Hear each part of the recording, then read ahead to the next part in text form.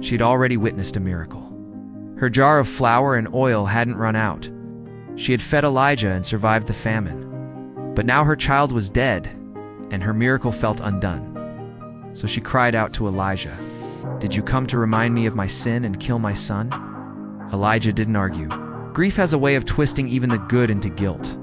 Instead, he took the boy and carried him to the upper room and laid him on the bed, and then stretched himself over the child.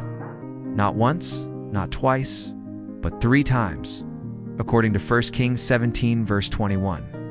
Why 3 times? Because 3 represents completion, persistence, prophetic pattern, and messianic echo. Each layer tells a story, so let's unpack what they mean. The number 3 often represents divine completeness. Think of the Trinity, Jesus rising on the 3rd day, Peter's 3 denials and restorations, the 3 crosses at Calvary, 3 days in the tomb, and 3 hours of darkness before the curtain of the temple was torn in 2. Next, let's look at persistence.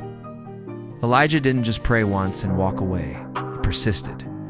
Each stretch was a heartbeat of intercession. Next, we have a prophetic pattern. Elisha would later do the same in 2 Kings 4, verse 34. We also see Paul embraced Eutychus after his fall in Acts 20, verse 10. These weren't rituals, they were acts of faith. And finally, let's talk about messianic echo. Elijah's 3-fold act foreshadows Christ's resurrection and his life returning after 3 days, giving us a whisper of what was to come. When the boy had died, Elijah cried out, "O Lord, my God, let this child's soul come into him again." And God heard, and the boy lived. And the widow said, "Now I know that you are a man of God, and that the word of the Lord in your mouth is truth." So let me ask you, have you ever prayed once and nothing changed? Have you ever stretched your faith and still felt silence? Elijah didn't stop at one prayer. He stretched himself 3 times, because sometimes faith in God requires persistence.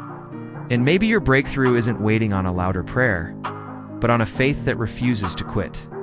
If you've ever felt like your prayer didn't work the first time, remember Elijah, or the parable of the persistent widow, in Luke chapter 18, verse 1-8. If this message spoke to you, if Elijah's persistence, the widow's obedience, or the miracle you didn't see coming stirred something in your spirit, we'd love to know. Leave a comment below and share what part of this story hits home for you.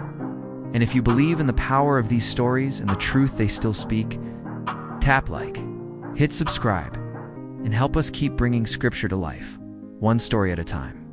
This is The Scripture Speaks, and we're glad you're part of it.